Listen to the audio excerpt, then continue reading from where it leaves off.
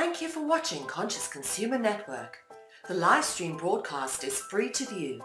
You can pause and rewind live broadcasts to catch up, or view shows at a later date by accessing our free archives of all shows. Check out our broadcast guide to see what's on. You can show your support by donating to our network support fund. Follow us on Facebook and Twitter, or subscribe to the monthly newsletter for updates. We thank you for supporting free and independent media. Good evening, everybody. My name is Mel Ve, and I'm coming to you live from Conscious Consumer Network headquarters here in The Hague. Today is December the 15th. My goodness, this year has flown, and that would make it 6 p.m. GMT London time, making it 7 p.m. here in Central Europe. And of course, I would like to introduce my guest this evening from Paradigm Shift and Educational Comedy, David Kelso. Thank you very much for joining us, David. Hi, good to be here. Thank you.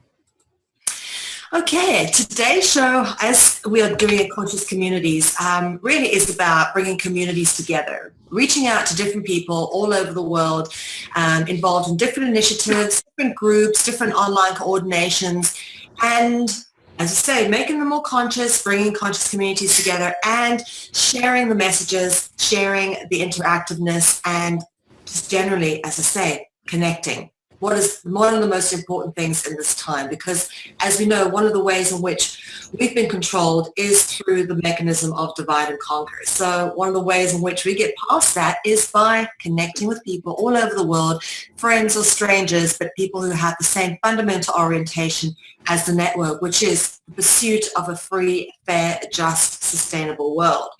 So on that note, David, I would like you to tell me a little bit about who you are and your journey. Alrighty. Oh man, where do I begin here? I'm like running on basically coffee and nicotine, and that's about it at the moment. This supermoon did not allow me to sleep very well last night. Not a complaint, just a fact. And just out of curiosity, how long is the show? An hour or? The slot is 2 hours, and we are broadcasting live at the moment, but it depends on how quickly we finish. We could finish in half an hour, just depending on how long we go for. Oh, I'm game for as long as you want. I was just wanting to know whether or not there was like a short cutoff limit, because I'm a rather long-winded person, and I just wanted to know if I had to how much mental editing I needed to do. All right, just jump right in. All right, cool. Well, I live in Chicago, Illinois, USA, and Chicago is one of the major cities in the United States, and it's actually a forest in denial. It thinks it's a city, but it's really not. It makes Central Park look like a weed patch by comparison, so it's actually quite beautiful here. I love it. The government here is not so beautiful, but, I don't think government's beautiful anywhere. But anyway, so yeah, I mean, as far as me as a person, I'm a jack of many trades. I'm a musician. I've got a pond in my backyard and built a pond in my basement, and I raise fish, and not the eating kind, but sell them to the pet stores and stuff, and I'm working on aquaponic setups and all that, trying to figure out how to emulate nature's balance indoors to grow some stuff down there so that I can get my grocery bill like way down. So that would be pretty cool. And of course, I have another channel for that stuff. Like my main channel, which is, the community one, which you talked about, Paradigm Shift and Educational Comedy, on YouTube. That's PSEC, PSEC documentary. But the fish one is Pondscape, and there you'll see the videos for, my pond and garden stuff and what we're doing with, fish and plants and, all that kind of thing. I started Paradigm Shift and Educational Comedy on YouTube technically in 2010, I mean, you look on there, it goes from 2011 forward. 2010 was, I guess you could say, a failed dry run, because at the time, me and my girlfriend at the time, and she's Finnish, by the way. So I learned, I think I learned more about Europe from her than like all of my studies about Europe ever, period. I learned about the Winter War and, you know, all sorts of good stuff like that. So anyway, you know, we had kind of started that, but then, you know, things really didn't work out between her and I. I mean, I wish her well and all that stuff. So that was kind of scrapped. And then I just kind of, you know, went into it with, you know, 2011 myself. And my video editing skills have gotten pretty good now, you know, 6 years later. Back then, my video skills were pretty terrible.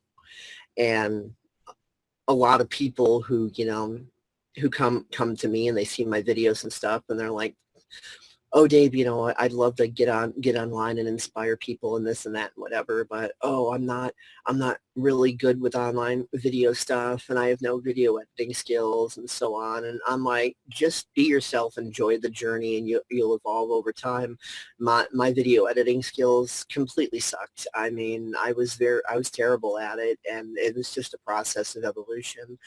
And the mind matrix that, you know, that we're stuck in, as you mentioned earlier, really promotes low self-esteem and really judges the idea of the natural process of human learning, which is trial and error, has us judging it as bad and weak and horrible, and that, oh, we got to get it perfect right away. We got to plant the tree seed today, and if we don't have a 40-foot tree tomorrow, then we failed. And, you know, it's really neurotic, and, you know, it programs us to be neurotic. And really the key to succeeding in any of this stuff is gratitude, thankfulness, appreciation, and fun.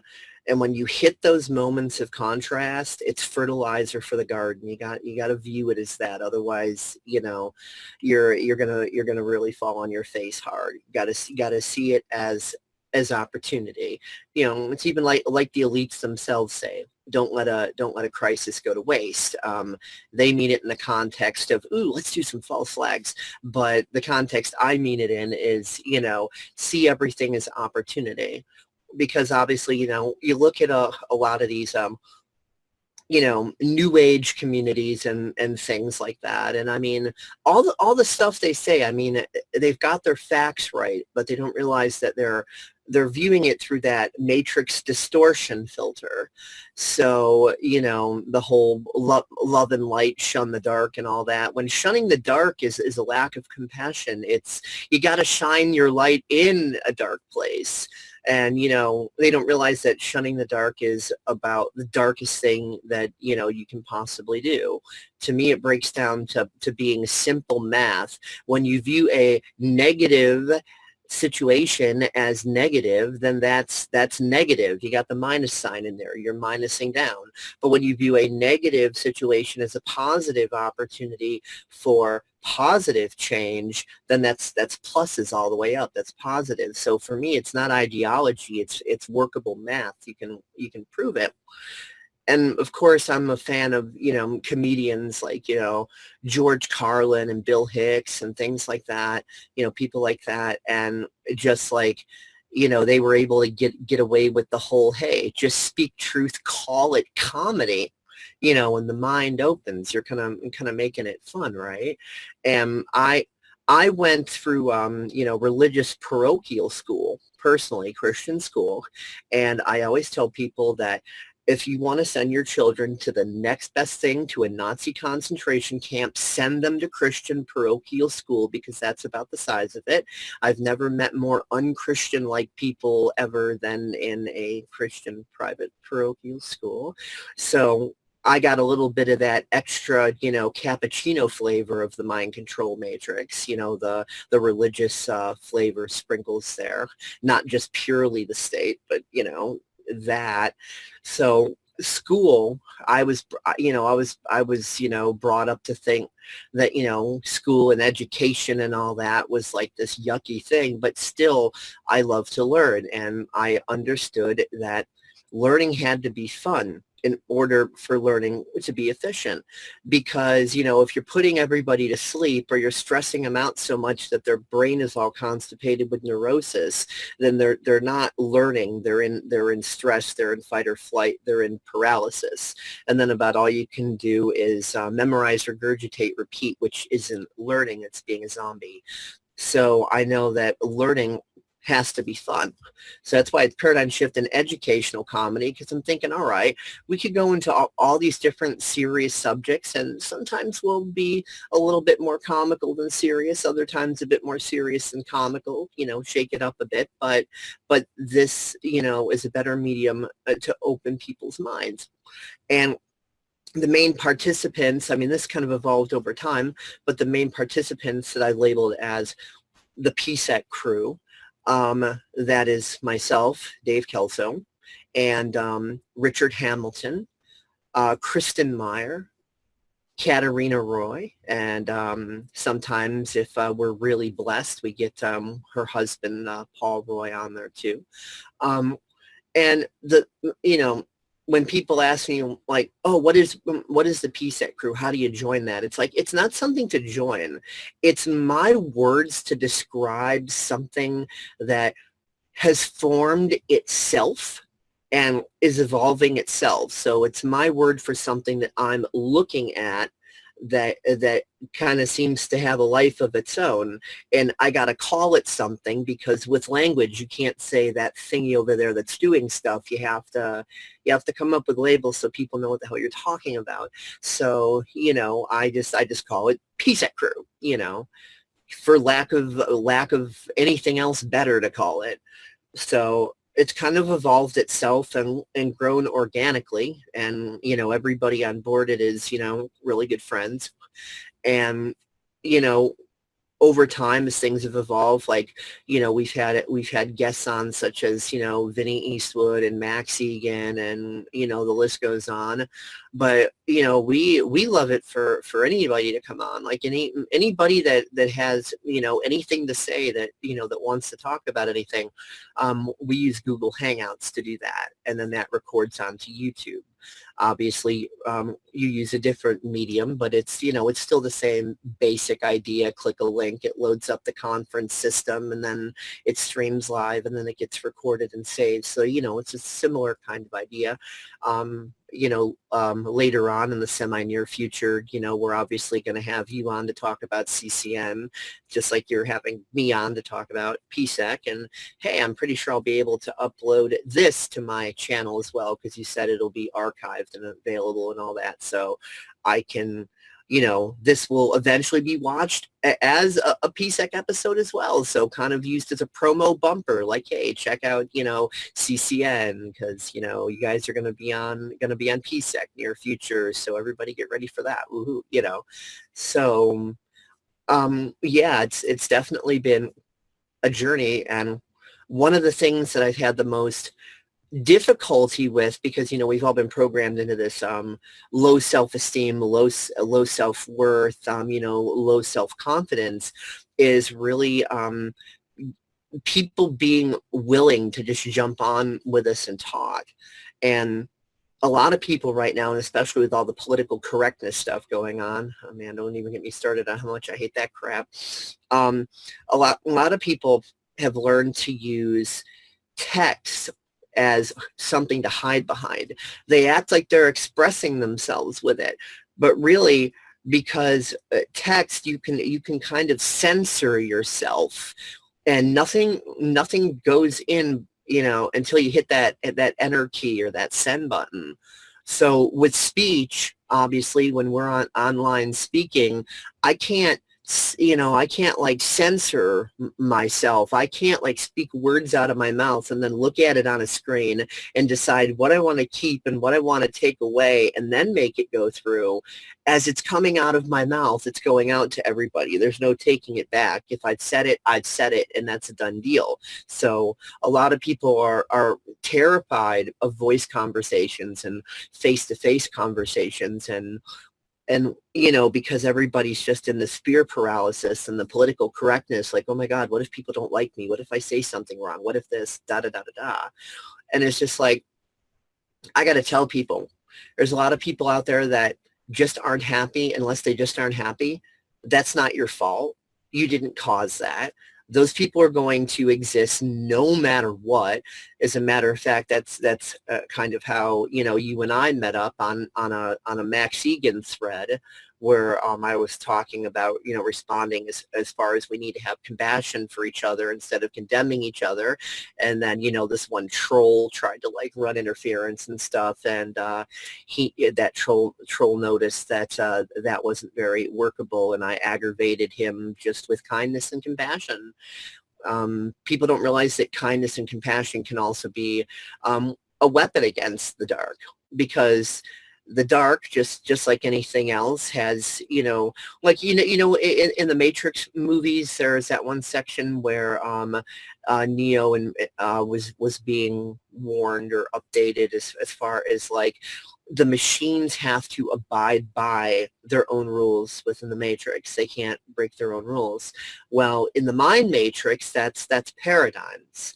And people who are a bit on the more dark side of things have their paradigms too, these belief structures that say reality can only consist of this, this, this, this, and under no circumstances can it consist of this, this, this, this. So the more you operate outside of their box of reality, the more outside you are, the more confused they get, because they're not used to using their frontal lobe. They fall back on neural networks. So their neural networks are scrambling to find the data of how to automatically respond. How do I respond to this? How do I react to this? Error 404 not found, blue screen of death in the brain. You know what I mean? And they just get continually frustrated, because these people, and a lot of them are unconscious of this. I mean, a lot of what we refer to as trolls, they're not doing it on purpose. They're just stuck in a paradigm. They're so used to being the way they are that they just think this is the way reality is. So they think that they need to say something to get somebody upset, and that somebody's going to lash back at them, and they're going to take that and use it as ammunition to shoot it back. And there's going to be this big dick wagging contest, winner take all. And they think this is just what reality is. They're not, there's no like conspiracy about it or anything. They're not like, ha ha, I'm going to get them, ha ha ha. They're just operating the way they view reality, and they don't know any other way to view reality. So when you being you is violating all of their rules, the more you're violating all of their rules, they get increasingly confused and frustrated as they see their reality being violated, and then all of a sudden they just get to a point like, oh, all right, I'm done, goodbye. And what a lot of people need to take into consideration too is when someone's messing with you, there's about 30 other trolls that are lurking in silence watching.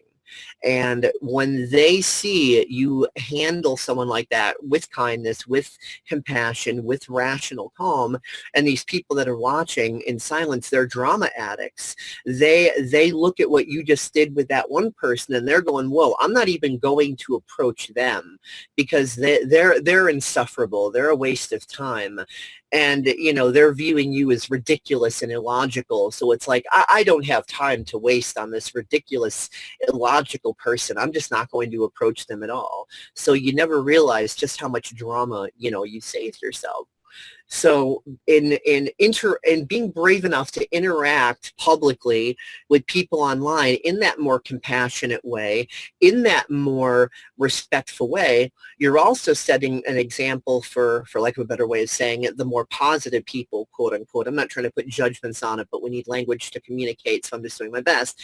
The positive people are looking at it and going, wow, that's actually possible to do that. whoa, I didn't know that was possible to do that. Then those people get curious and they start to question you and go, hey, why did that work? What was up with that? How did you just do that? And that's how these conscious communities, like you're saying, start growing, because we're taking the contrast, we're using it as fertilizer, and we are out of that darkness, we are growing that garden of prosperity, metaphorically speaking. So, I mean, yeah, that's basically been just the evolutionary process of paradigm shift in educational comedy and the PSET crew, because, I've, like, Katerina, I sometimes, she travels a lot. She lives in Maui, Hawaii right now, but she travels a lot. And so I've hung out with her here in Chicago in person before. Next summer, she's going to be coming back again. And next summer, we're both going to be meeting Kristen Meyer for the first time. She lives in Ohio. And for those people in other countries that might not be very familiar with American geography, imagine that this is the United States, the continental United States, and here's the weird freshwater seas that for some reason we call lakes for whatever weird reason. So here's Chicago, where I am. Here's Ohio, where Kristen is, and then Pacific Ocean. Here's Katerina over here in Hawaii. So she'd be flying in like that, and then Kristen would be taking the train in because she's like way closer than Hawaii. So, we're going to be meeting up here, and that's going to be fun to have like live PSEC episodes to where like, hey, there's 3 of us on one video screen. How about that? And then, of course, Richard, he's in Oregon. So here's continental United States again. And here's Richard over here. And Katerina's actually originally from Oregon, too. So that's kind of the geography, layout of where we're at. So that's another thing people got to understand too. People think, oh, well, online friends, they're just like, they're not real. They're just online friends. They're not physically here in my real life. But people are people. And when you talk to someone, who are you talking to? Their head, their hands, their feet? No, you're talking to them as a person. What makes them them?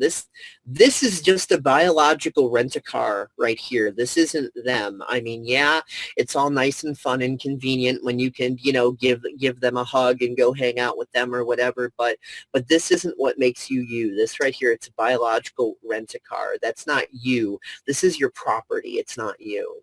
This is something that you possess, that you're utilizing, that you're renting in this life, but this is not you. This is your vehicle. This is what you're driving around reality in right now. So what's most important is who a person is. And the more you connect with people and the more you start to be more prosperous in what you're doing, and as quote unquote airy-fairy as this might sound or whatever, synchronicity starts to align you with opportunities. So the people that end up either being able to travel to you, or you end up being able to travel to them. Reality is so synchronicity driven. And for the people that, my words, the way I explain this, for the people that don't see that as airy-fairy, the more new agey types, I want to tell them as well that synchronicity is always happening every second. It's an aspect of quantum physics. A lot of the new agers like to think that they're sitting in a state of non-synchronicity, and then all of a sudden a synchronicity pops up, ooh, 1111, this, that, so on and so forth. When those things happen to you, those are not synchronicities that are popping up. That is your awareness of synchronicity expanding more and more, because synchronicity is happening every second of every day. Excuse me. And the same with the idea of manifesting. A lot of these new agers instead of realizing that they are empowered through the quantum physics of reality, they view the the metaphysics just as another god, another government, another authority that they have to appease by hopping through the hoops of protocol, and that when they fail to appease that, they failed to manifest something. But then when they appease that, oh, they succeeded in manifesting something. And it's like, you are manifesting your reality every second or every day of every day. Just because your ego might not like what it's seeing does not mean that that somehow does not count as you manifesting something. If you see something that really sucks, well, guess what? It means you're a cooperative component of it. And you do not, I'm going to be very careful with my wording. You do not literally, quote unquote, create your reality. There is no singular reality. It's like we live in this multiverse of like streams of consciousness crossing. It's like we each have our own reality that intersects, with other people's reality based on frequency alignment. One metaphor that I used to explain this to people is, imagine you're chatting with someone on Facebook, right? Well, that's what you think you're doing anyway, but actually you're not doing that. Here's what you're actually doing. You've got 3 points of connection. You've got the Facebook server, you've got your computer, you've got their computer. Both of you are making a content, excuse me, and my mouth and my brain are not synchronizing properly. Content request to the server. You're each downloading your own copy of that thing called chatting on Facebook. And when you've got your own copy, you've each got certain, what the New Age movement likes to call co-created agreements. So you've got certain co-created agreements that what happens on one happens on the other. When you put in your text and hit that send, the text, pops up on both. That's one of the co-created agreements for the shared reality. But here's where the differences in each reality comes in. Each of you might be operating on a different make and model brand name of computer with different screen resolutions, running a different operating system, running a different web browser software, running different browser plugins, et cetera, et cetera. And so if you're running a plugin that maybe makes the text blue or something on your end, just because your plugin for your browser made that text blue or that text bigger, that text smaller, that's not going to affect the display on the other computer, or vice versa. So the same thing for this physical reality that is not actually physical, it's made purely of energy. There are certain things that when you do, yeah, it affects both, but there's also certain things where the change on your end does not go to their end. And that's an aspect of why people can see reality so different. And some people have a more positive view of reality. Other people have a more negative view of reality. And this is just, it's one of the aspects of that. Oh, Richard Hamilton has just joined us. I wasn't sure that he was actually going to make it, but here he is. Hey, well, I was just explaining some of the principles that paradigm shift and educational comedy operates on, as far as doing our best to step out of dichotomy and how everybody's got different perceptions of reality and different paradigms, and that thankfulness, love, and compassion and all that is the better way to to go about it and to be that change, and not in that airy-fairy, blissful, fake Valentine's-y appeasement sense, but really just being brave enough to step up to the plate and face the contrast and be yourself, and simply to just not get co-opted like Anakin Skywalker turning to the dark side. So how are you doing today? Let me just say hello to Richard. Hello, Richard. Are you with us? You're on our screen. We can't hear you. You're muted, Richard. You need to unmute yourself. Yeah, I know. I just managed to wake up a few minutes ago. Oh, I was actually up since 9 a.m. I've just been kind of turned the heat up too much in my room last night. I was kind of tossing and turning, and so I was trying to catch up a little bit on my sleep, but I am here. I am doing pretty well. It's been raining pretty heavily off and on around here in Southern Oregon, and it's been interesting to say the least.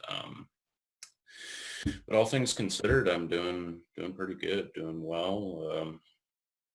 Can't complain either way. I just want to come in there. Thank you very much for that lovely introduction there, Dave. Richard, Dave and I have just been getting introduced and getting an understanding of the little community that you guys have going. Wonderful. As you said, wonderful that you're connecting online and that people are coming together and recognizing a common purpose, even though we come from different parts of the world, different backgrounds, even sometimes different languages, different beliefs, different outlooks, as you've already said, Dave. There is something I'd like to speak to. You mentioned, in fact, it was what you earlier said about how we connected initially on the Max Eigen thread. And Max Egan is how you pronounce his name, Max Egan. Max Eigen doesn't make a difference. It's what we connected on the particular thread that actually ended up with us just having a show, and that is regarding the lack of compassion that have been running a television network. We get to work with absolutely everybody in alternative media. There's nobody I haven't worked with in free and independent media. We get to see a vast variety of people and different spectrums of personalities and conscious states of awareness. And as you say, although some people are awake, there still seems to me that, I know this is controversial, so I'm just going to say it right out. If you have passion, you're not awake. That's what I do. Okay, you can't claim to be an awake and aware person and lack compassion. So, for example, yes, there are people, and there's lots to be said about this and that and the next, but there's compassionate ways in which to go about it rather than attacking. And we as a society, and I've noticed this program, and it's so sad because you've got a lot of these truth speakers, truth seekers waking up, coming into this movement, jumping into the communication mix on various social media platforms, and they've got what I call the Jesuit punitive programming. Okay, which is if someone's done something bad, they must be punished, even if it's a verbal lashing. Mm-hmm. And I'm thinking that it really is about isolating this punitive aspect of our thinking of, damage and retribution. If you're in pain, you've got to seek vengeance, kind of thing. And there is very much this thing inside the human psyche. And I suppose it does take a lot of calm, discipline, I don't know, yogi awareness, whatever you want to call it, sit in silence, whatever you have to do to rid yourself of that anger and come to a place where, even though you've been hurt, you don't project your pain onto others. Rather, you show compassion and empathy for the pain of others because you've suffered too. Yeah. That, for me, is awareness. Okay, it's not, let's get our pitchforks out and let's go, kill these guys because they're bad. Don't forget the fake positive. Yeah. I'm positive, see? Don't you dare tell me otherwise, or you're the low frequency. Energy is attached to you. If you tell me I'm not positive, Exactly. Exactly. I get this all the time with where people say, oh, why do you focus on such negative stuff? Because, a lot of the work we do is exposing the darkness. And I love what you said there. It's not that I focus on the darkness. I'm a very happy, positive person because guess what? I shine light into dark places. For me, that's a positive, positive, positive. That's not a negative, negative, negative. It is absolutely about putting positive into a bad situation to manifest a positive outcome, which hopefully is awareness of the situation. Yeah, totally. And, I think I really think that the reason things are starting to run smoother and starting to get more people connected within paradigm shift in educational comedy, just as far as me and my shifts personally, is because I've made that firm decision that whatever people want to think about me, that's their right to think about it, all good and whatever. And I'm done with that internal political correctness. And the way I've gotten to the point of being done with it, see, most people think that they have to battle their inner Nazi. It actually works the opposite. Instead of seeing the inner Nazi as this, this demon inside of you that you're wrestling with, see it as the screaming 3-year-old having a temper tantrum. Now, if you look at it from the point of view of a mother or father or a parent or an older sibling or whatever way people feel comfortable looking at it, when you see a screaming 3-year-old, you're not going to view that as an enemy to be attacked. It's like, okay, well, they're 3, and if they're tantruming, then you just let them have their tantrum. You're not going to feel victimized by it, and then people will usually then take that inner screaming 3-year-old to the next level and view all of the nonsense that it's screaming as their God, as their authority. Oh my God, the screaming 3-year-old says all is lost, all is doomed, and I'm a failure and this and that, because that screaming 3-year-old is my God that I worship. I'm going to believe that 3-year-old unquestionably. And when we view our inner Nazi as the inner tantruming 3-year-old more than the inner Nazi, the inner Nazi we can still see as an authority, like, oh, it's this big bad Fourth Reich thing that has more power than me, that is asserting its authority over me, and I'm just too weak to do anything about it. But when you view it as the inner 3-year-old, you do not feel powerless against the 3-year-old. You send the 3-year-old to its room where it can finish crying. So then that dominating, controlling voice starts to get quieter and quieter and quieter, and becomes just this little mild annoyance in the back of your mind, as if the screaming 3-year-old went into its room and slammed the door, and you're in another room and you could hear the muffled complaining of the 3-year-old from the other room, but that 3-year-old's mouth is not right up in your ear anymore. So that's how I've had to learn to get to that point, by viewing it more as that, because people who try to fight their inner Nazi as if it's an internal armed revolution, they cycle and they cycle and they cycle and they cycle and they cycle in their crap. Now, also, don't get me wrong, when it comes to defense, it's good that the United States has as many guns as it does, because the more guns we have, that prevents tyranny from knocking on our door in a bigger way. I mean, what's the first thing Hitler did? Disarm the population, right? So the more armed the population can be, the better.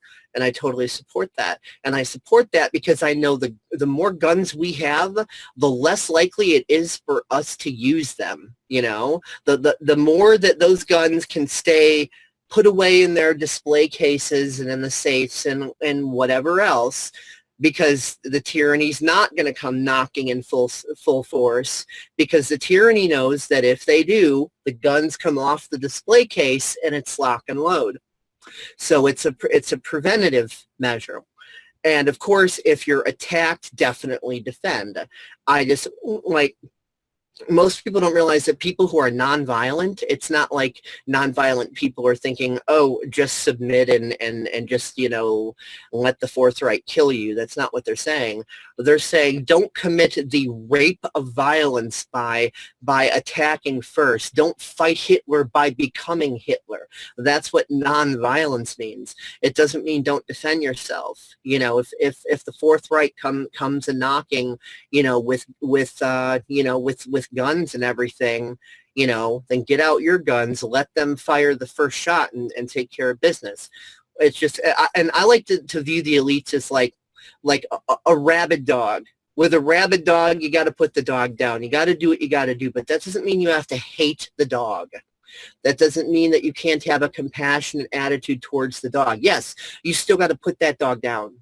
that's, for public safety and everything else. But that doesn't mean you have to fill yourself with hate just because you're in the presence of a rabid dog. And that's what a lot of people don't understand. And what you were saying is all these other people thinking they're awake, but they're not. Well, they are. They're half awake. I like to call it half awake, like the alarm clock just went off, neat, neat, neat, neat, neat, and they're just sitting up out of bed and they're groggy and they haven't even had their coffee yet. That's where a lot of these people are at, and they don't realize they're still locked into that mind matrix. They're so busy getting the knowledge from out there and applying it to everybody else, they forget to apply it to themselves. I like to use a metaphor when describing these people. It's like they're saying, all right, because I have discovered that I have cancer. That magically means, for no reason because unicorns, that I no longer have cancer because I know I have it. So that means I don't have it. But all you people that don't know you have cancer, you have cancer. But because I know I have cancer, that means I magically don't have cancer because I know I have it. And it's completely ridiculous. But that is the way they think. And you try to tell them that, no matter how politely, you broach the topic, and, you basically get accused of being an arrogant narcissist. If you say something they don't like, or you're passionate about something that they disagree with, even if you're not attacking them at all, they're like, look at how arrogant they are. They're a narcissist. And then when you reply back kindly and just say, well, I respect your right to your view, but, I'm not being an arrogant narcissist. I'm just passionately speaking about how I feel.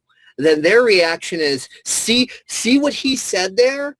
He's trying to control me and put me down and make me look bad in front of everybody else, putting me down to boost himself up, proving that he's an arrogant narcissist. And looking at it like, no, I totally didn't do that. As a matter of fact, I think you're doing great work overall. Everybody go support their project and this and that. And that's when I totally promote the person who's attacking me. And then their brain implodes and they don't know what to think because I just defied the reality. So my next question is to Richard, because I talk it's way too much. Richard, how would you describe your experiences within PSEC, Paradigm Shift, and Educational Comedy as far as practical application, like what you've seen the interactions personally do for you, for me, for Katerina, for Kristen, for whomever, whatever else involved, things that tangible that you can point to and go, yeah, that happened, things that are walking the talk and not simply just talking the talk. Practical application that you could point to and say, that's real, that happened, here's the evidence. Because so many people just love to talk ideologically, but walking their talk is something they don't do. And I feel that we have all been walking our talk for the most part. So I want your perspective on what that's looked like for you. Well, Mr. Kelso, for me personally, I just kind of want to start off with, society has been for a very long time in this survival mechanism of appeasement, and people don't get taught in this day and age to be authentic, to be themselves, to be what they want to be. They get taught to be into the societal slate, as it were. You're just another brick in the wall. We've all heard that lovely tune in, the music industry, but songs like that just kind of point out the neurosis that we've all been kind of subjected to collectively as a society. The idea that you're not allowed to be what you want. You're not allowed to be passionate about the things you want. You're not allowed to achieve the things that you want to achieve. You get told that you have to appease everybody else. You get told that you have to do what everybody else wants you to do. You get told how to dress, how to look, how to present yourself, what to eat, what to drink, where to go, how to be cool, how to be hip, how to be with it. It's totally ingrained within our society to exist in this state of, trendyism, this, following the fad blindly, navigating, not really knowing your own way and not really being taught to use your inner compass, as it were, and discern what it is that you really want from life. We all get kind of taught to get put on this path of just kind of going from one thing to the next, just blindly not really thinking about it. And it's something that fortunately that era is kind of coming to an end, because people are starting to realize innately inside of themselves that, wait a minute, this isn't really right. Even people who aren't, as you were saying earlier, kind of hearing the alarm clock, hearing the warning sounds, as it were, are starting to see the warning signs of this collectivized, train that's about to go off the cliff. People are starting to kind of wake up to the idea of like, hey, maybe we need to turn this wagon around. Maybe we need to head back in a different direction, where we're starting to teach, genuine authenticity and teaching how to be yourself, and teaching people how to be strong and being, who they want to be, and how to use their own personal compass and guide themselves. We live in a culture right now that's adapted to survival. We don't live in a culture that's really adapted to critical thinking and innate understanding of the human complexities of relationships and things of that nature. I mean, you look in the news right now, people are too busy jabbing each other over differences on color of skin, or, the same old paradigm fears, the same old, repeated, ad hominem attacks that get reblurbed, it seems, almost every generation now. Well, those people over there are weird because they're this skin color and they act this way. Well, those people over there are weird because they act this way and they have this skin color. It's total divide and conquer. It's our whole entire system is built upon that lack of critical thinking. There's that critical thinking has been so eroded out of the society over such a long period that it's done what it's done. It's done this kind of malignant damage to countless generations of people now. And fortunately, that damage is starting to reverse itself, and people are starting to figure their shit out and clear malware and do what needs done. And if I'm not supposed to curse, I'm sorry I cursed, but it's one of those sorts of things. It's learning to get rid of that malware. And for me personally, to go into the personal note, as your question was, what has PSEC done for me personally? Well, by the way, Richard, there was a synchronicity that just happened that I want to bring to your attention. Right as you were apologizing for cursing, I was just thinking to myself, I wonder what the language policy on CCN is, like what kind of colorful metaphors can we actually go into? And right as I was thinking that, I guess I put it in the morphic field or something, and you picked up on it because right then. So I'd like Mel to answer that question real quick. Like, how far can we take this, or is there a limit? I don't really put limits on the way people express themselves unless it becomes abusive towards or hurtful towards other people. Okay. Because on one more note on that, I'm just going to make another comment on that and then let Richard continue. As to not inadvertently promote the shun the dark attitude, when we're talking about how, attacking people means you're not awake and this and that. There is, in certain instances, an appropriateness to go play a game of hide and go fuck yourself, an appropriateness to go to hell and fuck you, and there's an appropriateness to that when the circumstances absolutely call for it. The problem is when someone uses that hammer and sees every problem as a nail and doesn't realize there's an entire toolbox over here of tools and has no discernment for which tool to use for which job, and then that fuck you gets used for everything. I mean, when it's situation appropriate, I have no problem telling somebody to go to hell and giving them specific roadmap instructions for the trip and telling them I hope they enjoy their journey. There is an appropriateness for that. It's just that is not the course of action for absolutely every single circumstance. You need to know the difference between when that's appropriate and that is the only language the other person speaks, because that is a form of communication, believe it or not. And I refer to it as playing the paradigm, because a lot of people think, oh, I need to speak only in my language of expression, otherwise I'm betraying myself and saying things that I don't actually mean.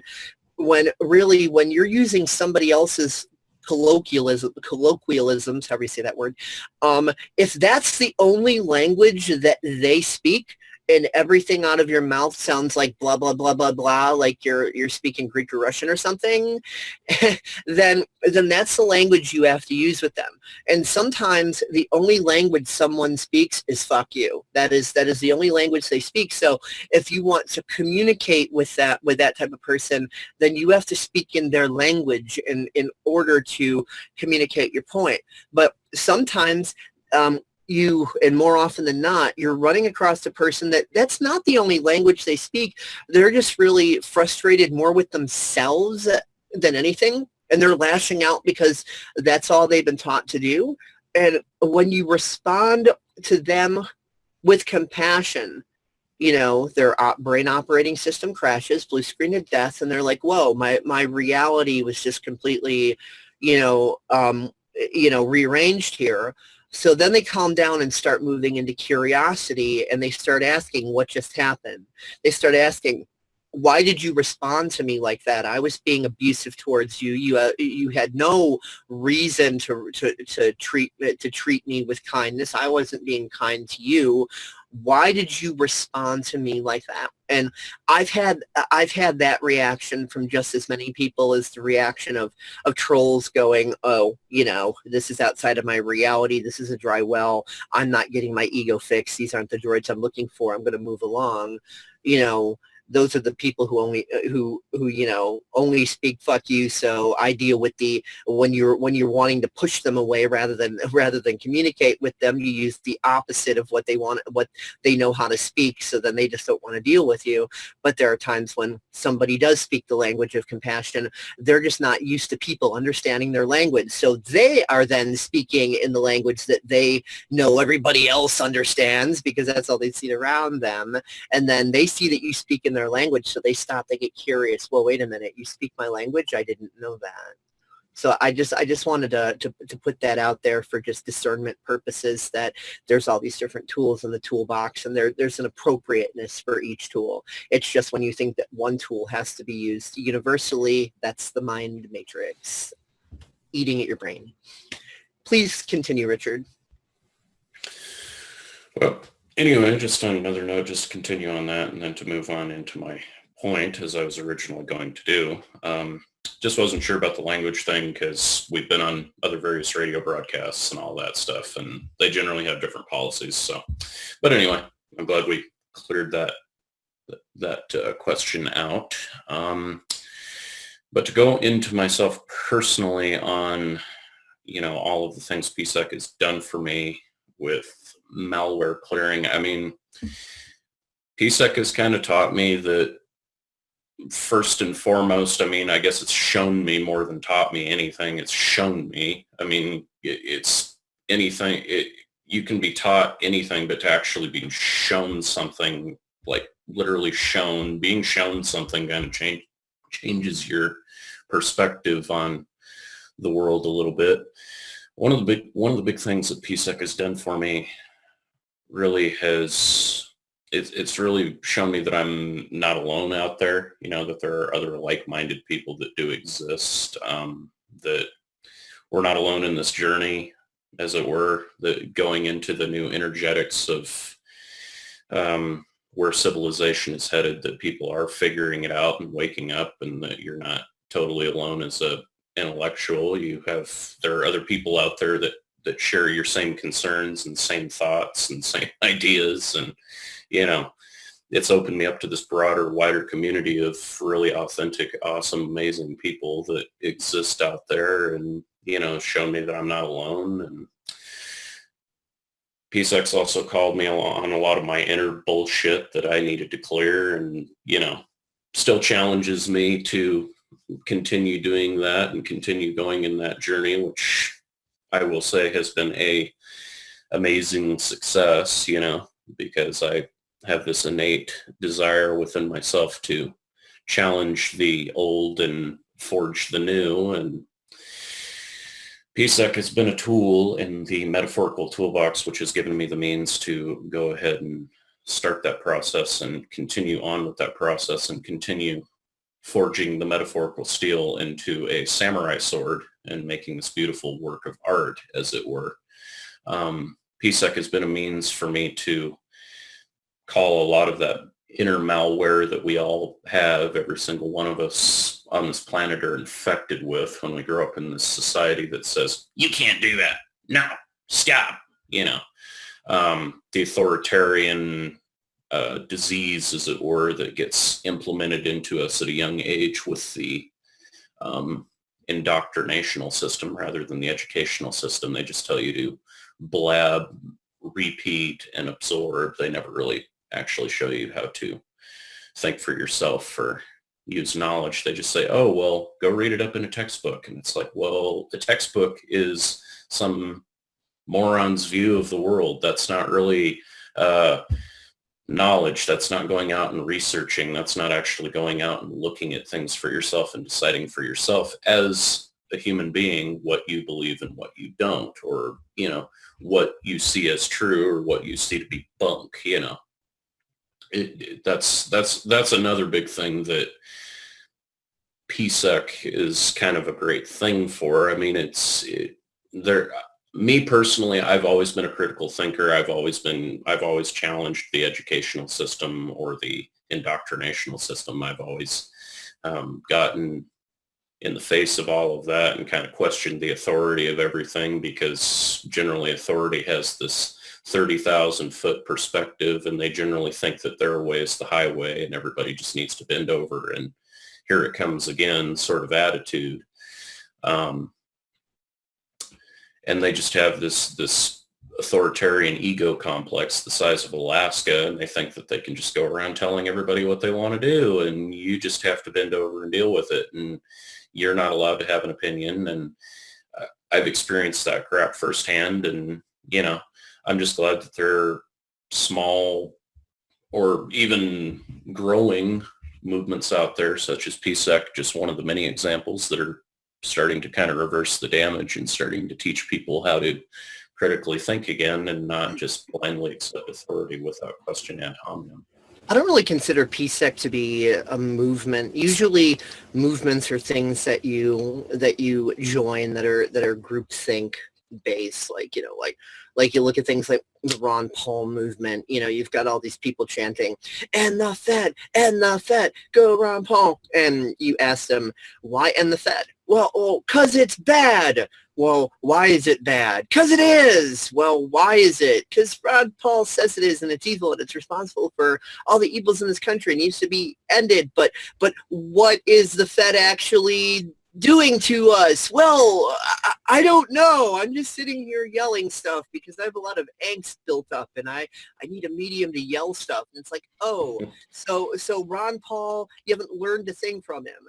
Because a lot of it, you see, Ron Paul, even though he is a globalist, you know, jumping ship, and, you know, I don't think it any more, you know, highly of Ron Paul than I do the rest of you know, the elites. But there are people such as Ron Paul and Putin and Trump and these other people that realize that Agenda 21 is just stupid. This is not the way to go.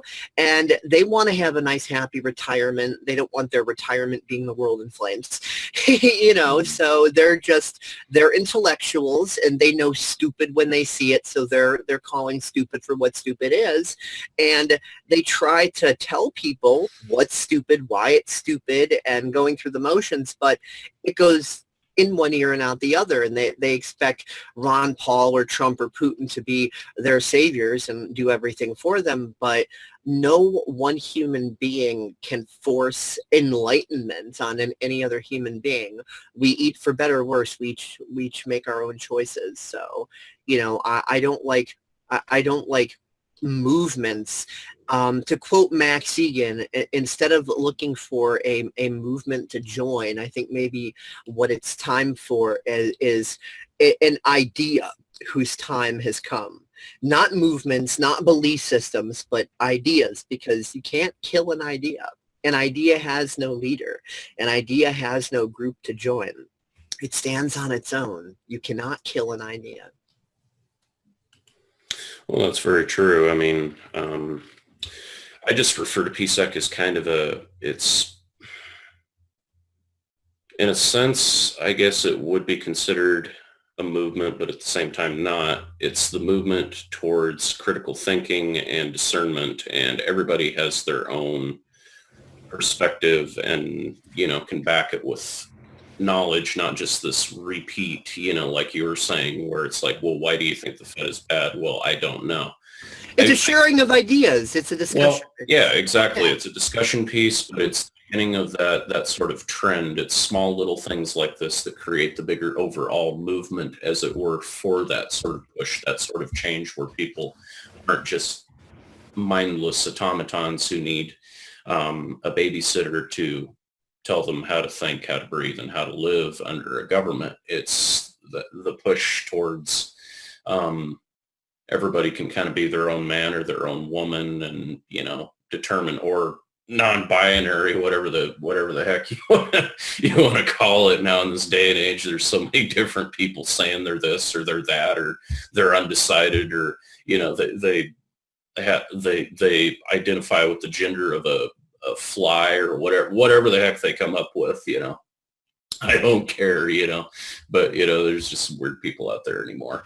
Truly puffin. but all that set aside, I think PSEC is kind of it's a representation of where humanity's headed in terms of a broader movement. Let's put it into that language. It's an idea. It's a group of like-minded individuals that, are together, that have all these different ideas, and we all help each other out. But at the same time, we also help people within our own sphere, and with that sort of energetic in mind, the hope is you help people around you. They go out and start helping other people. They go out and start helping other people. And it just kind of spreads until you've got a whole bunch of people that are going through similar things that have nothing to do with PSEC, but yet there they are. But that inspiration kind of traces back to momentum. Yeah. Rather than you've got to throw the stone into the pond to create the ripple effect that then institutes change across the entire pond. Humanity is like a metaphorical surface area. PSEC is the stone in which we're tossing into the continuous stones that we just keep tossing into the water until the water's pretty much just, a wave, just waving all over the place, but the hope is, you just keep it up, people will eventually start to kind of do their own digging, their own research, and go, that's a good point. Do I really want to continue doing things the way I've always done them? And then, when that metaphorical stone has churned the water up enough, before you know it, yeah, you have a movement. But it's not a movement as you've known it. It's a movement of people who are actually thinking for themselves. And if you walked up to any person in the crowd and asked them one of those questions, they could give you detailed answers. And they said, I've done the research. I know. He's telling the truth. That guy up there is telling the truth. He just happens to be one of a million people in this crowd that happen to know the same exact thing that he's saying. But I think you've just made it. We like him. That's not because we're just blindly looking at him as an authority. It's because he knows what he's doing. He knows what he's talking about. And he's preaching it to the choir. We all know what he's saying. I want to point out that I think you just made a very important differentiation between the idea of a movement and momentum. Movement is non-exponential. momentum is exponential. You could think of movement as being like cars locked into a highway. It's still an authoritarian structure, whereas a momentum is that avalanche, that chain reaction. One stone hits five more, and those move, which each hits five more, and it creates an avalanche of awareness. Whereas a movement is more like linear within a hierarchical structure, and when you have that, that's why a movement can be co-opted and it can be corrupted. But when you have momentum, it's an avalanche. You can't corrupt or co-opt an avalanche. You can either be a part of it or get the hell out of the way, but you can't corrupt or co-opt an avalanche. Mm-hmm. Yeah, I just like to say that that's an interesting point, because, you know, one of our favorite sayings is truth doesn't need a movement, only lies do. Mm-hmm. You know, truth defends itself. Awareness doesn't need a movement because, as you say, all you need is awareness to gain momentum. Well, the main thing to me, I can't really think of any other word currently in my English vocabulary that would describe, you know, I'm using movement loosely. I'm not using it in you know, what you guys are talking about, which I'm in agreement with because I've seen it before. You know, you can look to some of these big major figures in the mainstream kind of truth movement, which it isn't even really that. It's more people prescribing to this this other form of malware that they attach themselves onto. You just look at some of Alex Jones's listeners or some of George Norrie's listeners, and they're just like, well, why do you prescribe to this? Oh, well, because Alex or George Norrie heard it on talk radio. You know, it's like, you heard it on talk radio. Really? There's the opposite. That's so wonderful. Yeah.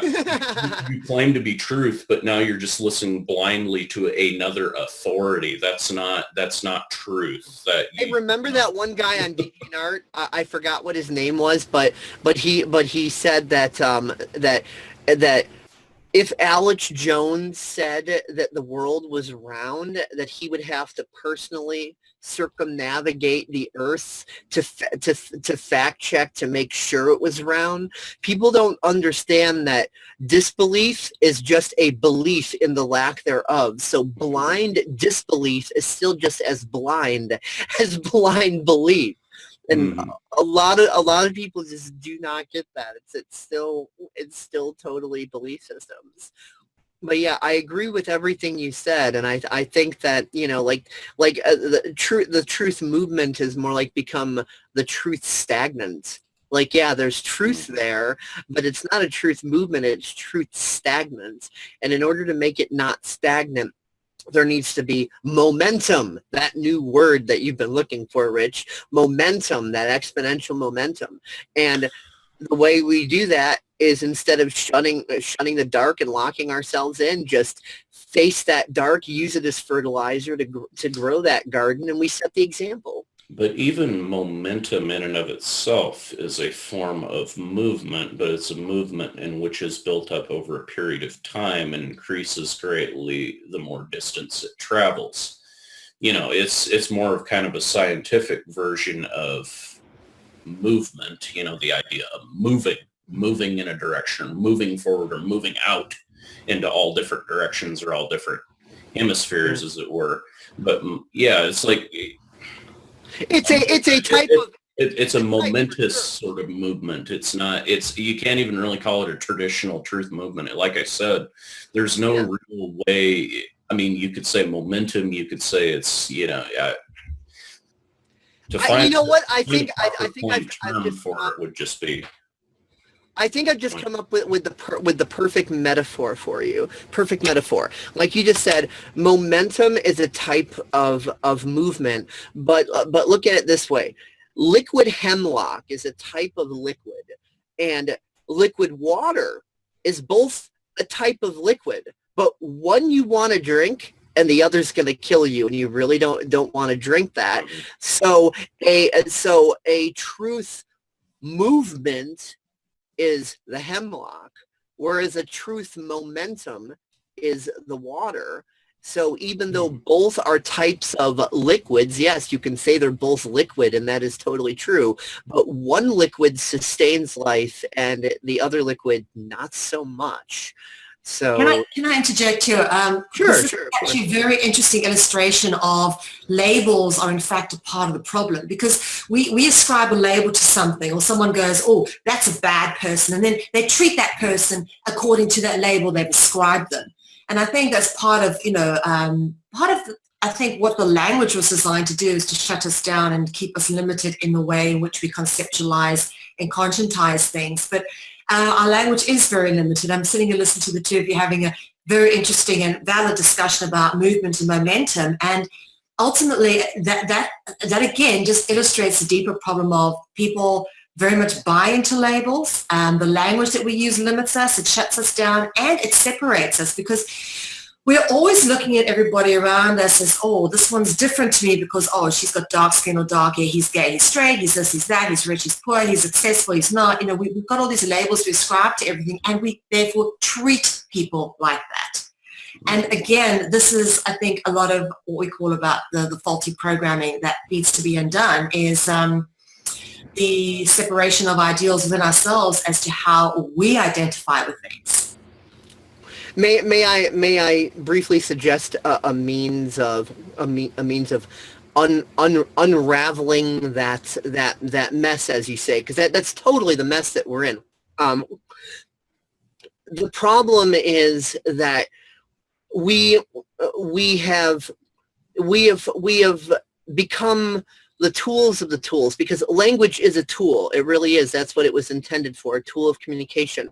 But we have become the tools of the tools. So instead of viewing, and for lack of a better way of saying it, I know there's no such thing truly as ownership, but instead of seeing things as our property, we see these things as boxes that we have to put ourselves in and conform to. So instead of seeing the hammer as a tool to use to create, we see the rules of how a hammer operates. We have to fit into that hammer, so we then have to become the hammer and live our life according to the rules of the hammer. Whereas, like you said, age, gender, race, all that, so on and so forth. These are our possessions, our property, not boxes that we fit into. Whatever our age happens to be, we own that. Whatever our skin color or body type or gender, whatever happens to be, that is one of our possessions. This is my body. I am not this body. This body is something that I have. Like I said earlier, it's my rent-a-car for experiencing this reality. And we so badly strive to be understood that we forget to be understanding. And as the old quote goes, we're supposed to love people and use things, and instead we love things and use people. And this is an aspect of becoming a tool of the tools.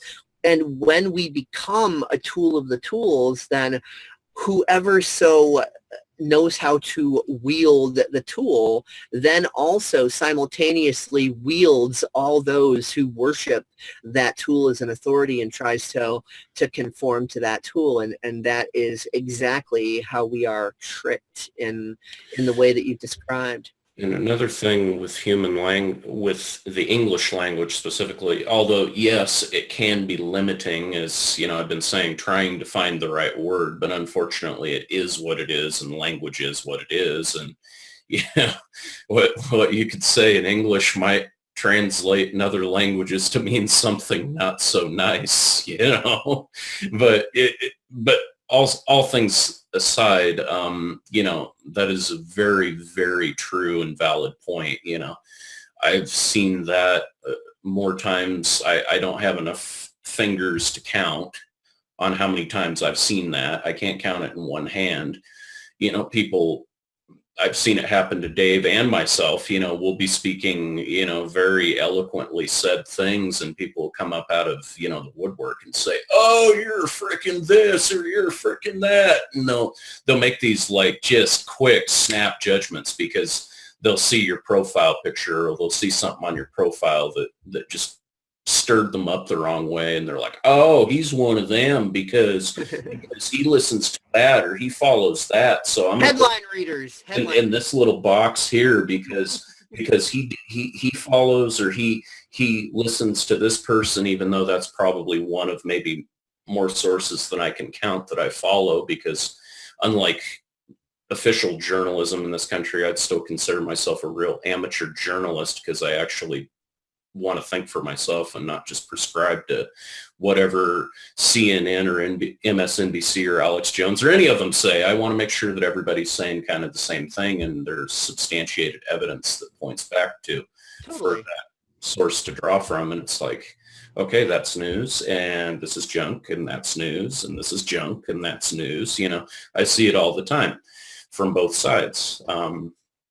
But as to the human language, I also agree. You know, me and Dave are just kind of sitting here like, well, what could you call it? How could you say it in a way that's neutral enough that if anybody did happen in that instance to get all fluttered by it, well, it's like that's their problem because, you know, it's just something, it's trying to find a way in which to describe it as a movement, but not a movement at the same time. You know, it's trying to find that kind of neutral common ground where it's like you can say it's both things, but at the same time it's not. A discussion rather than a dick wag. That's why, you know, I tell people all the time, I don't like the debates. I refuse to debate. I'm not obligated to debate because all a debate is like a battle to the death, winner take all. It doesn't matter how you get to that victory. So it's not really a discussion in which everybody's respecting each other's perspectives. And when you were talking about, you know, how even something in English might translate to, you know, something else in another language, that reminded me of something so important, because earlier on in this, before you arrived, I'd mentioned 2010, how PSEC started, you know, originally with me and my girlfriend at the time, who was Finnish, and we ran into those language barriers, because even though she speaks English perfectly. In fact, she speaks English better than most Americans speak English. She is still thinking in Finnish context. She's not thinking in American context, and context is key to communication.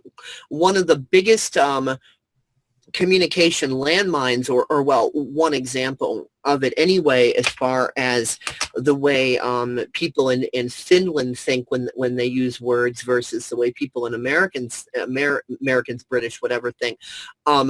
You know, like how when we might say to, you know, if you're discussing something with someone and you say something to the effect of, well, yeah, good point. That's totally true, isn't it? Why wouldn't it be?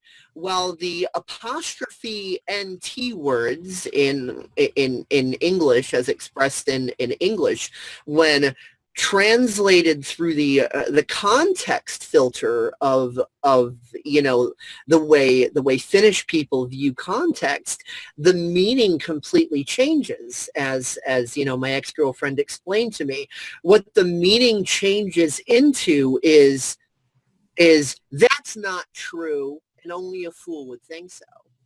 Even though in the American English or British English, you're saying, well, of course it's true. Only a fool would think it's not true. It's logical to see that it's true. It's common sense. It goes a complete inversion in the Finnish context to say only a fool would think that's true. So if you're agreeing with a Finnish person and you're going, oh yes, that's totally true. Why wouldn't it be? It's true, isn't it? Then they think that you're saying you're a fool for thinking that. And then they get mad, and you don't realize why they got mad. You're like, whoa, why are you getting mad at me?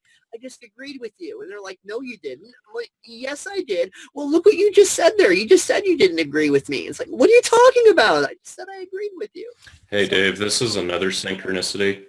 I scrolled across an image on Facebook from a fresh image from InfoWars on Facebook on my feed. It says, I do not agree with with what you have to say, but I will defend the death your right to say it.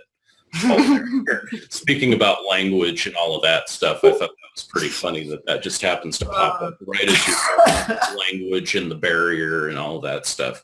I do not agree with a word of what you have to say, but I will defend your death the right to the death right to say it. Yeah. You know, something, and I'll state this briefly, something interesting happened to me. Oh, and Kristen is still MIA, but Katerina just replied to me saying that she can barely think this morning, but, you know, is saying, you know, have fun on CCN. So that's cool. She would have joined us, but she's, I guess the supermoon has had its effects on her as well. But and with what I'm about to say about on Facebook, I think I can screen share this, can't I? That supports this function, just like it's supported on Google Hangout. Let me see how that's going to work. I'm hitting the share screen button, and it's giving me the nice little options. And okay, can you all see what I'm looking at? Yes. Okay, just making sure. I posted, no joke, no exaggeration, I got removed from someone's friends list today because they became offended that I clicked like on one of their cat pictures. The supermoon is doing its job well, LOL. If a social justice warrior was a career field, I'd send them a job application, ha ha ha. And then, you know, someone was like, seriously, whoa, you know, like, how did that happen? And I said, yep, that person is mad at another third party whom I am friends with, but I am not in any way whatsoever involved in what they have going on. I was told by this other party that this person is acting so spiteful that all I needed to do was something simple like click on one of their posts to get unadded. I decided to click like on a picture of a cute kitty cat so that it wouldn't in any way be misunderstood as being anything other than just me clicking like on a cute cat pic. It is also no state secret that I have 3 cats. And sure enough, this third party was correct. Quite interesting. I've had people become offended by me for, you know, for some really trivial stuff before, but this tops it, LOL.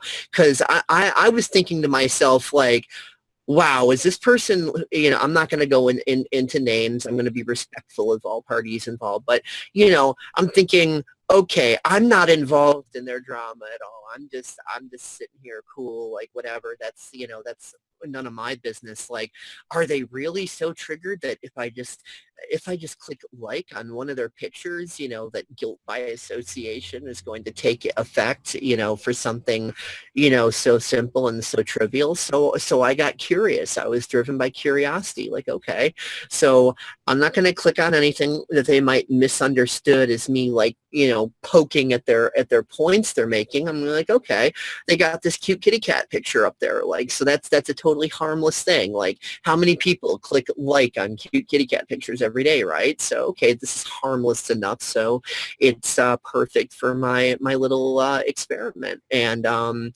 sure enough, that third party was, you know, was completely correct, and I was just laughing. I was just like, wow, you know, full moon plus solstice equals triggered, you know, it's just great. Very interesting. Right. Unfortunately, there is a lot of people out there who are triggered, and again, it's where the whole compassion thing comes in. You know, do we judge them for being triggered because of the aberrant programming they've been subjected to? You know, I firmly believe that, you know, we can't always determine what programming we get subjected to as children. Some of it's hereditary, some of it's societal, education system, whatever. But at least as grown-ups, we absolutely have a responsibility of sorting that programming out. You know, some people are further down the path of getting that programming sorted, and some people are still very triggered by the most inane things. And all that is really something within themselves they need to look at and work on, as opposed to being anything to do with where the direction of which was externalized it, having had that externalized to you, for example, Dave, that's not a reflection on you. That's really a clear reflection on them and their mental state. So as you said, very good of you not to get upset with that, just to go, okay, well, this is a lot about you, dude. That's really what you got to do here. But in the same place, also have compassion, not be, okay, you're a bad person because you say this about me. It's like, okay, that's what I say about you. Let's look at that. Look at where that's going. And what can we do to work through that? Because, again, I am big on the compassion. There are a lot of hurt people out there, a lot of damaged people. The last thing they need is for us to be labeling and judging. Okay, what we need is to have a clear understanding of the fact that we're all human. We're all in this together. And really, every man for himself has never worked. But one of the things about running this project that I've learned is, we have all the solutions. Running Conscious Consumer Network, running a free and independent media project is just like unbelievably stressful.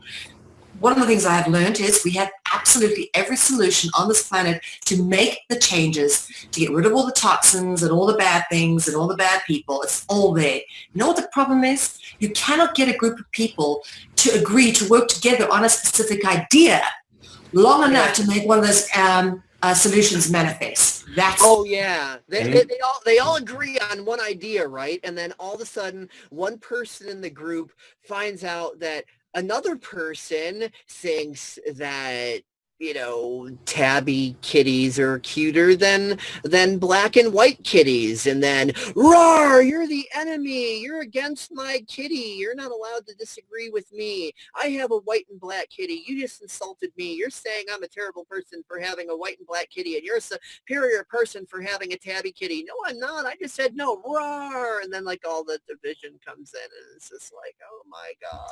One thing I've noticed, specifically even in relationships, and Dave knows well, we both have been dealing with females in our lives, that there's so much malware. Just so much malware at every level of everything. It doesn't even matter what the topic is. The idea, just the simple idea that there are good guys out there that exist that actually genuinely care and give a shit is so triggering to a lot of females, which is sad in a way, because it's like they've been so used to the crap. They've been so used to, the perpetual societal diarrhea that they've been getting in the face with most males and most situations that have been totally neurotic and out of control, that, the idea that there are good people out there that genuinely care about them as human beings and want to be there for them and want to, be the best male friend that they can be. That idea is so triggering, much less the idea of other fellow females being that nice. But the idea of a guy, it's like, and then of course, as you were saying about ideas to do with all the different cures and draining toxins and all of that stuff,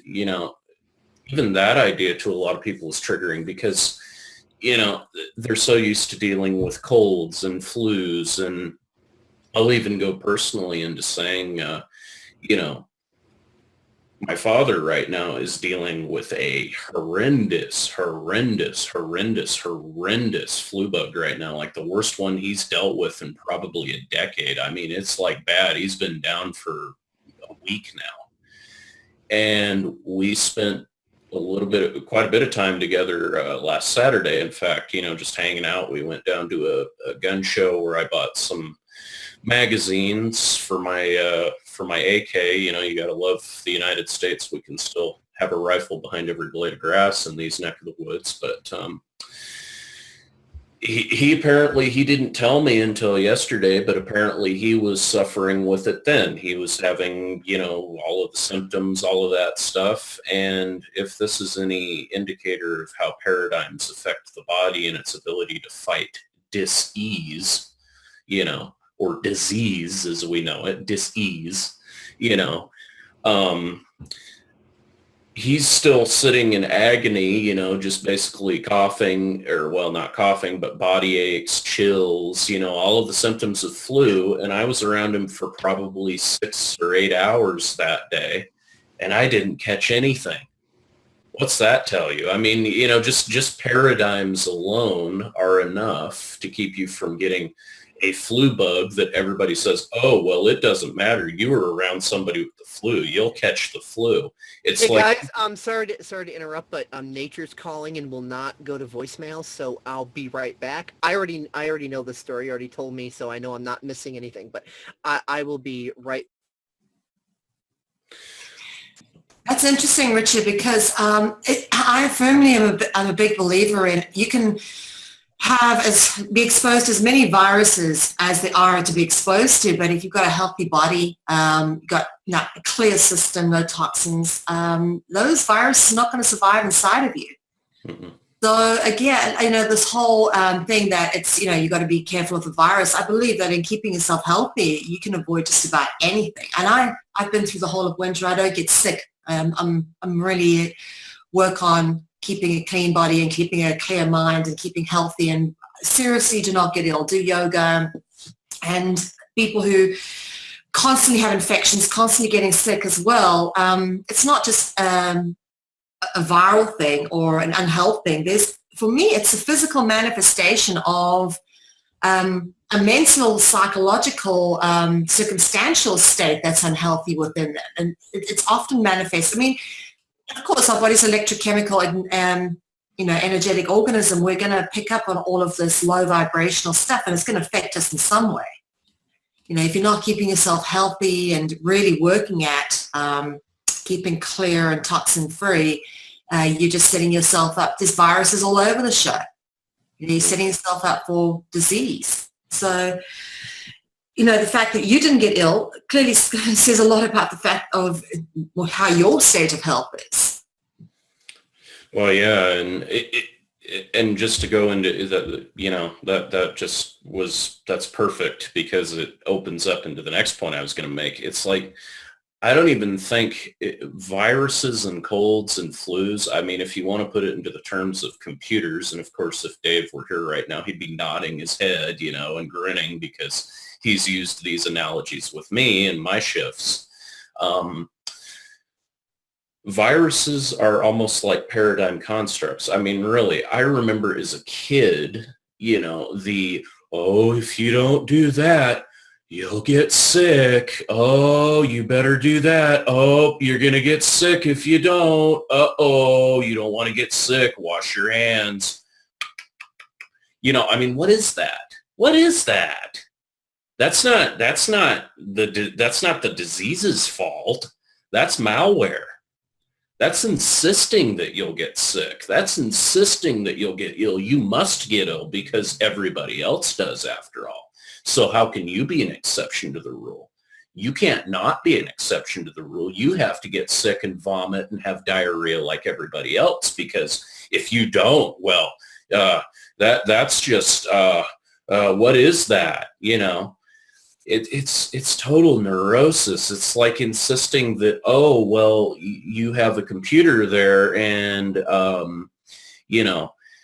computers are a little different, but still, I mean, it's the insistence that if you have this healthy operating system, i.e. the body, which is naturally more efficient than any computer construct we've ever developed. We haven't even gotten a computer yet that can even match the complexity that the human body represents. But it's like insisting that, okay, well, you have to use the computer irresponsibly because only normal, logical people use the computer irresponsibly and go to all these sites and, where Indian hackers can hack into their computer. That's the normal way to use the internet. You have to go on the dark web without any antivirus software whatsoever, antivirus being immune system. Oh, you have to lower all those shields and go on the internet recklessly and just, download whatever. Oh, yeah, super malware bytes thing. That looks good. Oh, yeah, secure downloader LLC. Let's put that on my computer.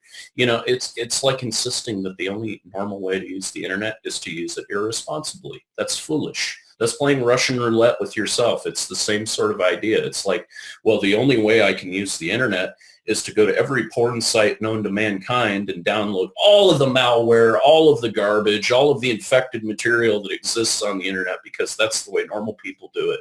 And that's essentially the same level of lunacy we've been taught to believe with diseases and colds and viruses. And, it's like, if you let the body do its thing without subjecting it to stress and without subjecting it to that unhealthy neurosis, the body will do its thing. And I don't mean to advertise, but as you were saying with, taking care of your body, doing yoga, the one major way I do that, vitamins. And I don't mean to advertise here, but I mean, I take, longevity tangy tangerine vitamins. They're the little tablets, I take them with I take like 4 different vitamins, colloidal silver, and that stuff does wonders. I mean, if you take care of your body will take care of you. It's a symbiotic relationship. You've got to be there for your body, because your body is constantly there for you. It's a tool in which gives you the ability to interact with your surroundings, and if the soul doesn't take care of the shell, how the heck is the shell going to take care of the soul, and vice versa? It's, whether we are spiritual beings, that are capable of all kinds of great, amazing things that, in time could rival Jedis and whatever, sci-fi type semantics you want to put into it. But the only way, regardless, we've still got to wipe our bums. We still have to eat, and we still have to take care of ourselves and still do the basics to get by, and people have this ridiculous notion that they have this ridiculous notion attached that it's like, oh, well, that's just simply not possible. That's just wishy-wishy nonsense thinking. Oh, no, everybody gets sick every winter. You get sick too, or otherwise you're just guilty for no reason, because you can't possibly not get sick. And if you don't, there's something wrong with you. It's like, no, other way around. I'm sitting on the ship at this. I'm sitting in the captain's chair on the Starship Enterprise, looking at Earth like Picard, going, "Oh God, what? Why are people getting sick? This is total malware neurosis. This isn't how it's supposed to go." If we took them down to the Starfleet medical bay, the doctor would be sitting there looking at them like, "You're freaking kidding me. You don't have a cold. You're just telling yourself you're sick. So what does your body do in response? Your body believes you and follows what your mind's saying." But what does God need with a starship? Yeah, I don't know. It's interesting that, Richard, because one of the things that we've had come up a lot is this whole pushing of vaccinations and stuff. Oh, you're going to get sick, so you've got to be vaccinated. Preventative curing, as opposed to, that's a perfect theme coming in there. And growing up in South Africa, because I am South African, one of the things that explains the accent. Okay, yeah. I'm kind of wondering, are you from Australia? Okay, South African, that explains it. Yeah, I was expecting an accent from the geographic location that you specified that you live in, and then here's this British-sounding accent. As a matter of fact, the funny synchronicity behind that is I originally thought you were going to have a British accent when you mentioned London time, but then you mentioned your geography, and it's like, oh, okay, probably not a British accent. I was wrong, but then I ended up being right. It's like, wait a minute. And my mind's like head tripping. But it just wasn't important enough for me to bring up until now. It's like bigger fish to fry and all that. But yeah, we're all in sync, I guess. And I don't mean the boy band. Well, again, it's the whole labeling thing. Like, yes, I distinctly identify with the South African culture. Okay, I grew up there, lived there for 23 years. Then I was exiled because I'm the wrong skin color. Again, more labels. But that's just the way it is. The bottom line is that I don't even identify with a specific label, because I lived in London for 10 years. So I do have a slightly British accent, but I'm not British. And I now live in Europe, and I'm married to a Dutchman, but I do not identify myself as European. I still think of myself as South African, even though I haven't lived there for 17 years. And that's funny, because then when I'm around South Africans who live in South Africa, because I've lived outside the country for so long, I don't completely connect with them either, because they're still very, big fish, small pond mentality. whereas I've traveled the world and seen what it's, what it's worth and all that. And I've got a different outlook on life. So again, I don't identify with that culture. When I'm in it, I'm not like them. So again, the label, like people say, you South African, I don't identify with that. For me, it's okay, yes, I have a white skin, blonde hair. I'm riding around in a female avatar and, doing what I can within it. And very much consider myself a global citizen because I've lived in so many different places that I no longer have an identification with a specific place as home. Totally. I used to have a female friend by the name of Carolyn, not Caroline, Carolyn, who was originally from Germany, and her accent was really hard to pin down. And when people would ask her, what accent do you have? Where are you from? She would say, my accent is called well-traveled. That's my accent, well-traveled. Yes, yeah. But just to finish that point there, we have in South Africa the supposed AIDS epidemic, which is a complete farce, okay? It's a complete farce. And we worked this out even when I was a kid, all right? Because we go around and do these like caravans that would do mobile AIDS testing in rural areas for people. Just go there. But the test was so inconclusive. People would basically fill out a form. If they had more than 4 sexual partners, they were considered to have AIDS without even having had a blood test. It's like they'll say to you, oh, you fit the category. You fit the category for AIDS, so you must have it. You've got to have the antiretrovirals. It's not even, there were no conclusive tests. And this is how the whole AIDS thing has been exposed, because it doesn't freaking exist. It's not a real disease. It was just a whole bunch of people made sick by vaccinations. They suddenly needed to put a label on it. AIDS. That's what it is. Well, the funny thing is and I've seen the video on this, which most people haven't seen. The HIV virus, which lies dormant and then eventually destroys the immune system. That's what most people don't realize, that AIDS isn't its own disease. It's a crippling of the immune system so that all the other diseases can come through. And there's this one scientist that got interviewed, and when he discovered it, his process of discovering it is something that the establishment doesn't want to be made public, because what he said is that they used animals for incubating vaccination material in the blood and everything inside the live animal, and then they take the blood from the animal, they extract what they want from the blood, and then reprocess it. Basically, he had said that the materials that he was using were originally clean, and that he ordered these monkeys or apes or whatever as container vessels, and that these container vessels were contaminated with this biological destructive viral agent. And he said that he got these animal container vessels from a government sponsored place that supposedly they regulate it carefully, and they maintain and verify that these are pure and there's nothing wrong with them and they're not dangerous. So the only conclusion you can make is that this was slipped in there on purpose, because these animals were going to be used to create a whole bunch of batches of vaccines for something else completely that were going to be distributed out to the masses. And then when those were distributed out, that was the initial point of HIV infection.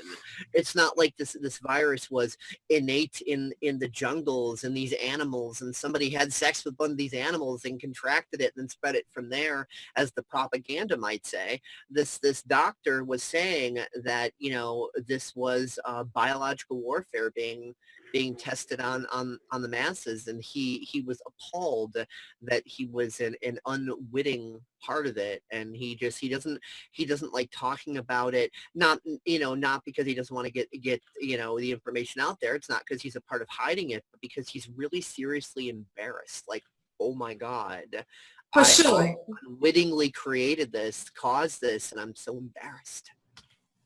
Actually, believe it or not, Dr. McCullough, who was one of the inventor of HIV/AIDS, he's actually filed a patent for AIDS, and I've got it here. The US patent number for AIDS is 464773.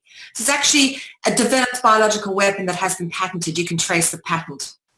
It's not a zoonotic disease that transferred from a monkey to a human. It's never been a zoonotic disease. It does not transfer from animals to humans, only human to human.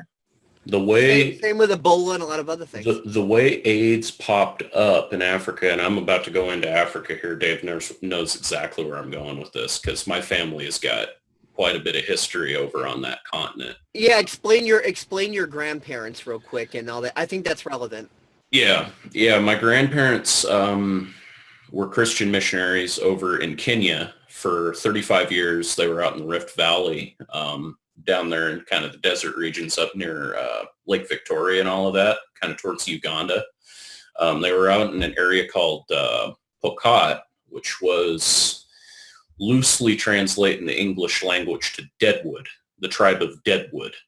Because when the original British surveyors went out there to survey the area, they asked these local people who they were, and they just replied with, "We are Pokot." And when it later got translated, it means we just essentially said we're Deadwood, which is essentially roughly translating to screw off. We want nothing to do with you. White man, go away. Because they're tribesmen. They've never hardly ever seen anybody besides, the only thing they know is cows and other, tribes that happen to be their skin color. I mean, it's, out there, they've been so disconnected with society and everything. They're just kind of in their own political spheres. It's where it'd be like as if aliens came up to them and said in the English language, "Who are you?" translated through some translator, "Who are you?" And they're just like, "Screw off. We want nothing to do with you. Go away, please." It's like, well, okay, don't say we didn't want to help, but it wasn't until the 70s that my grandparents they were originally going to go to Ethiopia. That then changed because the communists took over in Ethiopia and totally expelled a whole bunch of people, like what happened to you in South Africa. They just said white people bad, black people good, expel all white people. Let's just destroy the country, trash it. Agenda 21, Sieg Heil. We're going to totally ruin Africa, yada, yada, yada. The whole spiel. I've heard it before. It happened with the Rwandans in Zimbabwe. It happened all over the place, all over Africa. And it's a real shame because they totally did the divide and conquer. They made the native African population totally fear anybody who's white. They're like, oh, they're the devil. They're evil, for no reason. It was just total government, It's Agenda 21 if I've ever seen it. It's really sad, because Africa was a country or a continent at a time that was exporting goods all over the world. Coffee, sugar, all kinds of good stuff, If Africa were totally modernized and cultivated and all that, they could feed the planet. They could feed the solar system. That's how amazing Africa is. I mean, there's just so much potential on that continent. It's not even funny. But anyway, my grandparents did 35 years worth of missionary work out in Eastern Africa. They've traveled up into Egypt and Israel. They've been to London. They've been all over the place. My dad was there for 8 years. He lived there for 8 years as a resident, as it were. And they've traveled all over the place. I mean, and they finally passed it not too long ago, about 5 years ago, they passed their missionary work on to some younger people who had the energy and the skookum to continue the work over there. They're still doing stuff. They still raise money for that whole thing. But it's, going into AIDS, though, and the heart of Africa and all of that stuff, AIDS, the way it popped up was one of those major diseases that just was an enigma in and of itself. It was one of those things that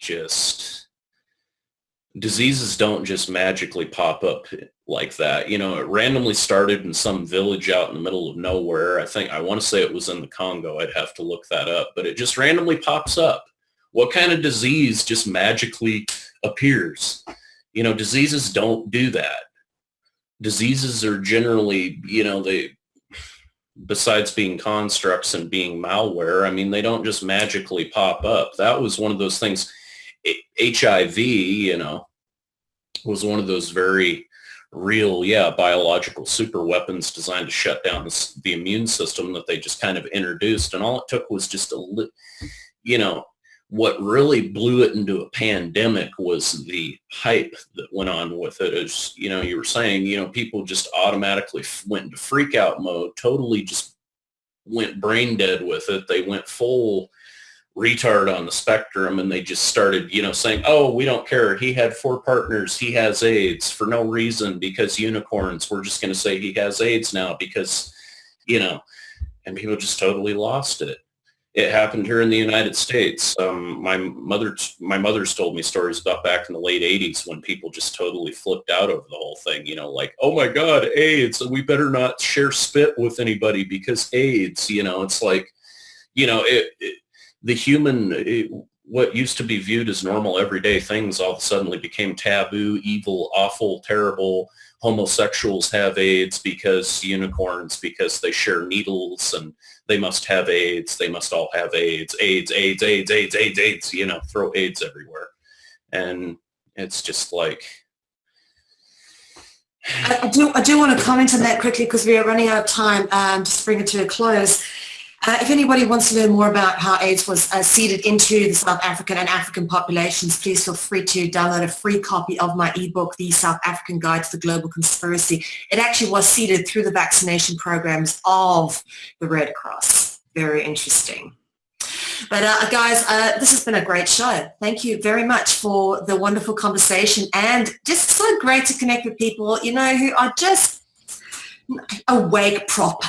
Show compassion and have understanding. We come across a lot of, you're awake, but you're still ignorant. Okay. And it's nice, really refreshing to be faced with 2 people clearly who are not that. A great one for that, I must say. So thank you for a wonderful show, and we'd love to chat to you guys again. And there is no better way to say awake proper than in a British accent. That is like, yeah. The only way to say it. It's the only way to say it to have it count. That's just put it on the propaganda poster with the little crown above it. Yeah. Keep calm and stay awake. Yeah, and we're gonna have you on PSEC as soon as we can. And again, for people that want to check out the YouTube channel, that's PSEC documentary, PSEC, and then the word documentary. Go to that, and boom, and I have everything organized into playlists so you can find what's what, and a copy of this will be on there too. And I'll try to fast forward to the last thing I wanted to say about compassion. Compassion deconstipates the mind. When you're compassionate with someone, it doesn't mean that you have to force your compassion on them. Oh, conform to my compassion, or else I'm doing something wrong, or you're doing something wrong. Compassion opens the mind to understanding and curiosity, because when we can understand why someone is acting the way we are, then with the application of that knowledge, then that application of knowledge is power, and we can create the change. And Richard, what you were saying earlier about paradigms, the white stain on the black dress, you could view that in 2 ways. Either you could say, oh, it's so impossible to see that white stain because there's all this black dress, or that, wow, that white stain really sticks out on that black dress. And when girls think that they can't see nice guys, they just don't exist, it's because they're thinking that the white stain is hidden by all the black. But when a girl is talking about an actual dress, it's like, oh my God, little white stain, it's broadcasting itself to the world saying, here I am, it's a stain. So it's all point of view. It totally is. Shift your point of view, and you change your actions, which change your consequences and creates a new situation. So let's totally own our shit and be the change we want to create in the world. Yeah, ownership. I love it. On that note, thank you very much to both you, Richard and Dave. It's been wonderful chatting to you, and we'll do this again sometime very soon. To everybody who's tuned in, thank you very much. This is broadcasting live on Facebook Live, and this will be available in the archives when we're done with it. So please check it out there if you've missed the show. And we'll speak with you again. Take care. Bye. If we want to change the world, we must first change the media. Mainstream media exists for the purposes of indoctrination and manipulation of public perception. The world of free and independent media is growing, and with the upsurge in information now available in the public domain, it has never been easier to access free and independent media. The exploration of this information resulted in an experimental project which would provide a fully supported space for researchers, whistleblowers, and seekers of all kinds to express themselves and educate the world. On the 1st of January 2015, Conscious Consumer Network was launched to the world. Nobody thought we would make it this far, but CCN is the longest running free and independent media network of its kind. CCN is a unique collaboration of hearts and souls, bringing you information from different perspectives to educate and inform. Since we started CCN, we have had only one desire, the pursuit of a free, fair, just, sustainable world, and this has not changed. Having overcome many challenges over the last 2 years, CCN is here to stay, and we've got great things lined up for 2017. Help keep CCN on the air by supporting the 2017 Network Support Fund.